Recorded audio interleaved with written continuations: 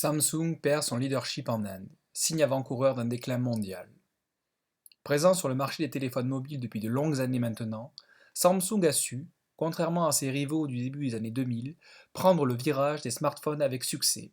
En effet, la firme sud-coréenne a rapidement choisi de miser sur Android, l'OS mobile de Google lancé en 2007. Alors que Nokia, le leader de l'époque, restait bloqué dans une sorte de statu quo en ne misant pas sur le marché du smartphone, Samsung a réussi à s'imposer très rapidement pour devenir le leader mondial de la vente de smartphones. Sa gamme Galaxy S ayant permis à la marque de concurrencer puis de dépasser les iPhones d'Apple, tout du moins en volume de vente. Cette position dominante de Samsung a atteint son apogée en fin d'année 2015. Depuis lors, la montée en puissance des marques chinoises au niveau mondial, à l'image du Huawei, ne cesse de venir mettre en péril le leadership de Samsung dans le domaine des smartphones. Le fiasco qu'aura constitué le Samsung Galaxy Note 7 à l'été 2016 aura également porté un coup important à la marque.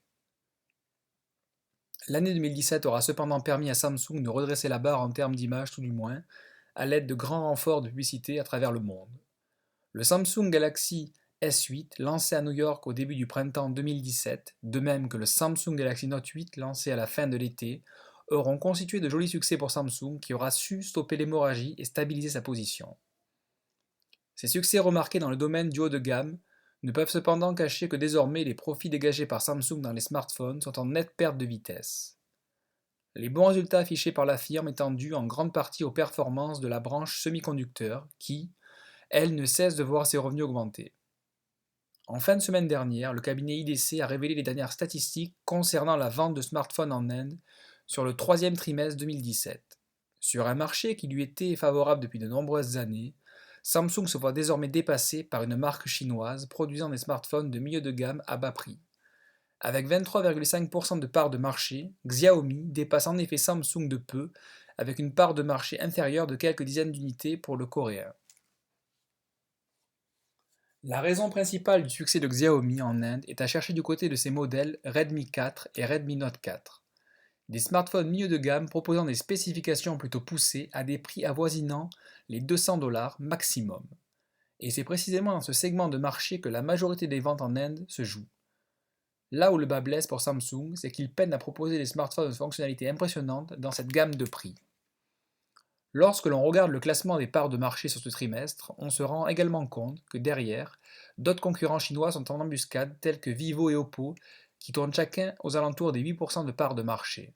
Ils constitueront probablement de nouveaux soucis pour Samsung dans les prochains mois en venant lui rogner sa part de marché en Inde.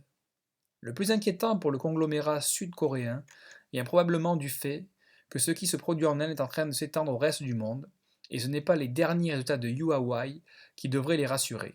Le géant chinois, proposant lui aussi des smartphones haut de gamme, va dépasser allègrement la barre des 100 millions de smartphones vendus en 2017 dans le monde. Samsung a donc également du souci à se faire sur le haut de gamme, où ses fers de lance, la gamme Galaxy S et la gamme Galaxy Note, ne pourront éternellement masquer ces difficultés.